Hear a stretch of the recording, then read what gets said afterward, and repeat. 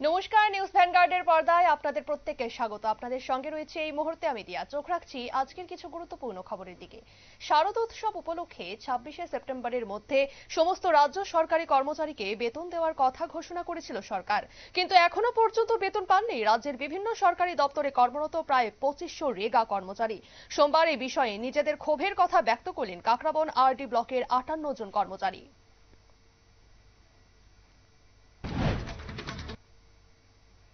রাজ্য জুড়ে ক্রমবর্ধমান নারী নির্যাতনের ঘটনায় উদ্বেগ প্রকাশ করল সারা ভারত গণতান্ত্রিক নারী সমিতি ত্রিপুরা রাজ্য কমিটি। রাজ্য মহিলা কমিশনকে কুম্ভকর্ণের মতো নিদ্রায় আচ্ছন্ন বলে তীব্র কটাক্ষ। মহিলা পুলিশকে স্বাধীনভাবে কাজ করার পরামর্শ দিল নারী সমিতির নেতৃত্ব।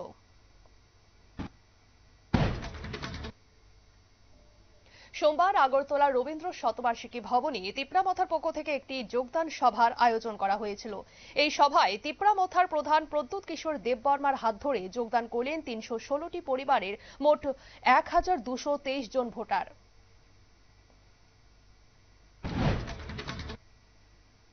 জাতীয় স্তরের টেবিল টেনিস প্রতিযোগিতার সুযোগ পেল সাবরুম উচ্চ মাধ্যমিক বিদ্যালয়ের 6ষ্ঠ শ্রেণীর ছাত্র সায়ন দাস। 2026 সালের জানুয়ারি মাসে দিল্লিতে আয়োজিত প্রতিযোগিতায় সে ত্রিপুরা রাজ্যের হয়ে প্রতিনিধিত্ব করবে।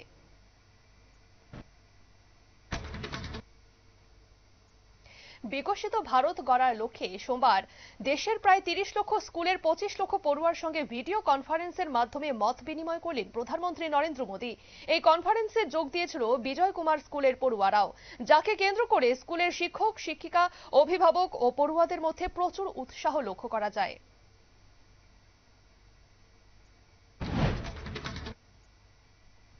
লেফুঙ্গা ব্লকের বামুটিয়া বিধানসভার অন্তর্গত পোড়াবাড়ি এলাকার একমাত্র রাস্তাটি প্রায় 25 বছর ধরে মেরামত না হয়ে ভয়াবহ অবস্থায় ছিল।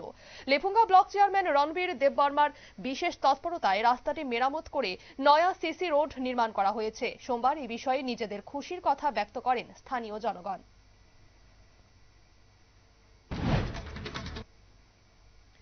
সোমবার আগরতলা শহরের দক্ষিণাঞ্চল ভিত্তিক চতুর্থ শারদ সম্মান বিজয়ীদের নাম ঘোষণা করা হলো।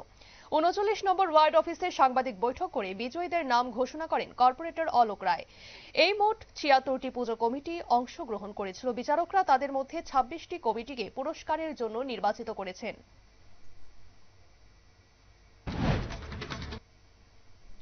জমি বিক্রিকে কেন্দ্র করে ক্রেতা টুটন মালাকার ও অর্জুন চৌহানের সঙ্গে প্রতারণা করার অভিযোগ উঠল তহসিলদার ও বিক্রেতার 4 বোনের বিরুদ্ধে। ঘটনাটি ঘটেছে জিরানিয়া মহকুমার উত্তর চাম্পামুড়া এলাকায়।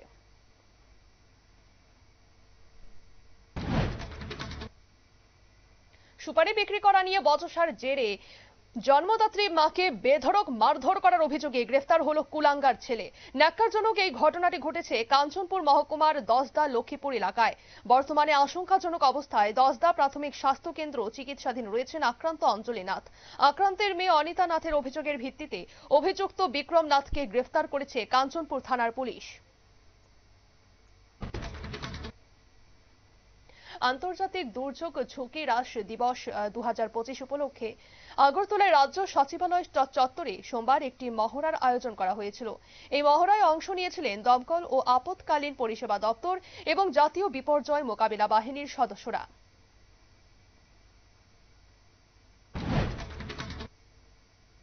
পানিসাগর থানার পদ্মবিল এলাকায় প্রতিবেশী 14 মাসের শিশু কন্যাকে ধর্ষণের পর খুন করার অভিযোগে অসম থেকে গ্রেফতার হয়েছে অভিযুক্ত জয়নাল উদ্দিন।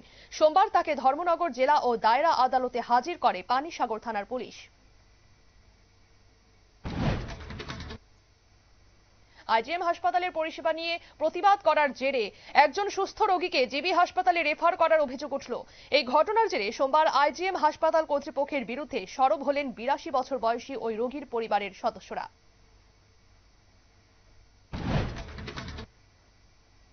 সোমবার 3 মাস 12 দিন পর কড়া নিরাপত্তার মধ্য দিয়ে খোলা হলো ত্রিপুরা সুন্দরী মন্দিরের 16টি প্রণামী বাক্স। উপস্থিত ছিলেন মাতাবাড়ি মন্দির ট্রাস্টের ওএসডি ভাস্কর দাশগুপ্ত, গোমতী জেলার ট্রেজারি অফিসার চন্দ্রশেখর চট্টোপাধ্যায় এবং মন্দিরের ম্যানেজার মানিক দত্ত। 22শে সেপ্টেম্বর নরেন্দ্র মোদীর সফরের পর থেকে ত্রিপুরা সুন্দরী মন্দিরে দেশ বিদেশের ভক্তদের সংখ্যা বেড়েছে বলেই দাবি স্থানীয়দের একাংশের।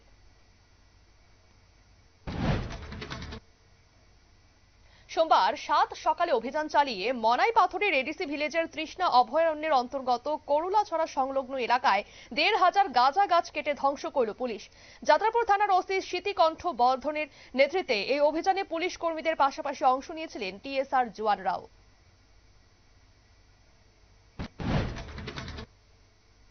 দেশজুড়ে এক বছরের মধ্যে আত্মহত্যা করেছেন 10,000-এরও বেশি কৃষক ও কৃষি শ্রমিক। 2023 সালের অপরাধমূলক বার্ষিক পরিসংখ্যান সংক্রান্ত যে রিপোর্ট স্বরাষ্ট্র মন্ত্রকের অধীনস্থ এনসিআরবি তৈরি করেছে তা থেকে এই চাঞ্চল্যকর তথ্যই পাওয়া গেছে। ভারতের কৃষি ব্যবস্থাকে আগের থেকে উন্নত করার দাবি যখন কেন্দ্রের বিজেপি সরকার করছে, তখন এনসিআরবির এই রিপোর্ট তাদের যথেষ্ট বিপাকে ফেলেছে। নয়াদিল্লির এইমস হাসপাতালে এবার এক নার্সকে যৌন হেনস্থা করার অভিযোগ উঠল নামকরা এক চিকিৎসকের বিরুদ্ধে।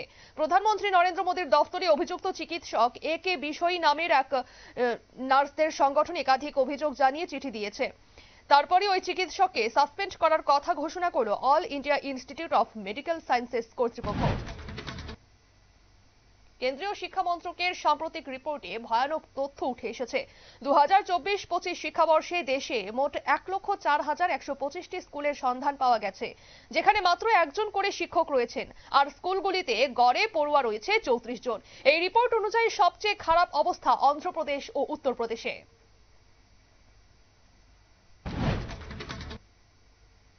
বিহার বিধানসভা নির্বাচনের দিন ঘোষণার পর থেকে প্রার্থী তালিকা ঘোষণার বিষয়ে এগিয়ে রয়েছে প্রাক্তন ভোট কৌশলী প্রশান্ত কিশোরের জনসুরজ পার্টি।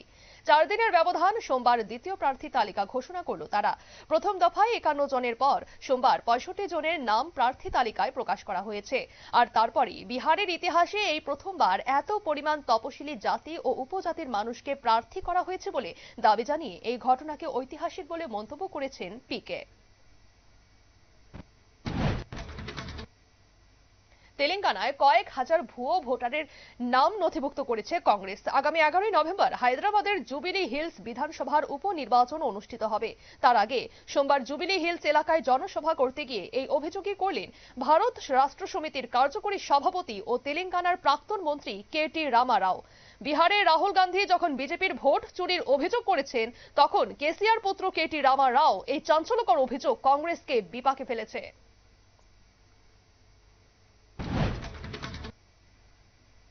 6,210 কোটি 72 লক্ষ টাকার ব্যাংক জালিয়াতি ও আর্থিক প্রতারণা মামলায় কনকাস্ট স্টিল অ্যান্ড পাওয়ার লিমিটেড ও সংস্থার মালিক সঞ্জয় সুরেখার 133 কোটি 9 লক্ষ টাকার স্থাবর ও অস্থাবর সম্পত্তি বাজেয়াপ্ত করল কেন্দ্রীয় তদন্তকারী সংস্থা ইডি। 2002 সালে পিএমএলএ আইন অনুযায়ী সম্পত্তিগুলি বাজেয়াপ্ত করেছেন ইডির কলকাতা জোনাল অফিসারের আধিকারিকরা।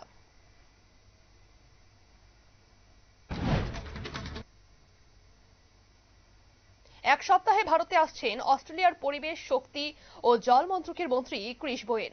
ভারতের পাশাপাশি চীনেও সফর করার কথা রয়েছে তার। নয়াদিল্লিতে কেন্দ্রীয় মন্ত্রী প্রহ্লাদ যোশীর সঙ্গে এই প্রথম ভারত ও অস্ট্রেলিয়ার মধ্যে পুনর্নবীকরণ শক্তি সংক্রান্ত চুক্তি স্বাক্ষর করার কথা রয়েছে ক্রিস বোয়েনের। এর পাশাপাশি কেন্দ্রীয় মন্ত্রী মনোহরলাল খাট্টারের সঙ্গে পঞ্চম ইন্ডিয়া অস্ট্রেলিয়া শক্তি বৈঠকে অংশ নেবেন তিনি।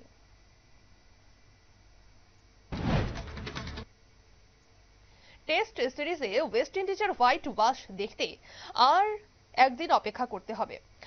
প্রথম টেস্টের মতো দ্বিতীয় টেস্ট ক্যারিবিয়ানদের একদম উড়িয়ে দিতে পারল না টিম ইন্ডিয়া। যথেষ্টই লড়াই করতে দেখা গেল হোপসদের। শেষ পর্যন্ত সোমবার 2টি টেস্টের সিরিজে দ্বিতীয় ম্যাচের চতুর্থ দিনের শেষে দ্বিতীয় ইনিংসে 121 রান তাড়া করতে নেমে 1 উইকেট হারিয়ে 63 রান তুলল ভারত। জিততে আর দরকার 58 রান।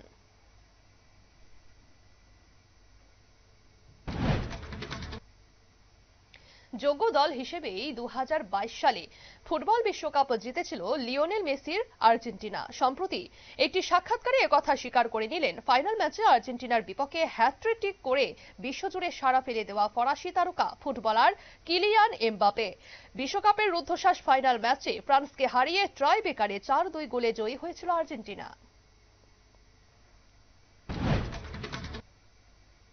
পাহাড় থেকে খাদে বাস পড়ে দক্ষিণ আফ্রিকায় মৃত্যু হলো অন্তত 42 জনের। মর্মান্তিক এই দুর্ঘটনাটি ঘটেছে দক্ষিণ আফ্রিকার প্রশাসনিক রাজধানী প্রিটোরিয়া থেকে প্রায় 400 কিমি উত্তরে অবস্থিত লুই ট্রাইচার্ড শহরের কাছে। জিম্বাবুয়ে থেকে আসা ওই বাসটি ঠিক কতজন যাত্রী ছিল তা জানা যায়নি, ফলে মৃতের সংখ্যা বাড়তে পারে বলেই আশঙ্কা করা হচ্ছে।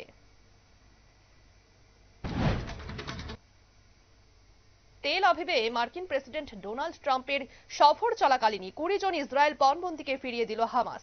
সোমবার দুপুরে একথা জানানো হয়েছে ইসরায়েল সেনা ও গোয়েন্দা সংস্থার তরফে।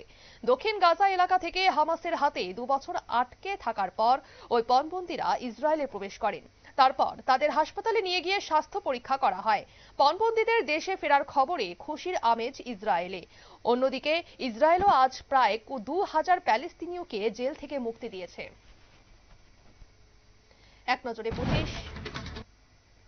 নজরে 25 আপাতত এই পর্যন্তই। পরবর্তী আপডেট এবং টক শো দেখার জন্য অবশ্যই চোখ রাখুন নিউজ ভ্যানগার্ডের পর্দায়। নমস্কার।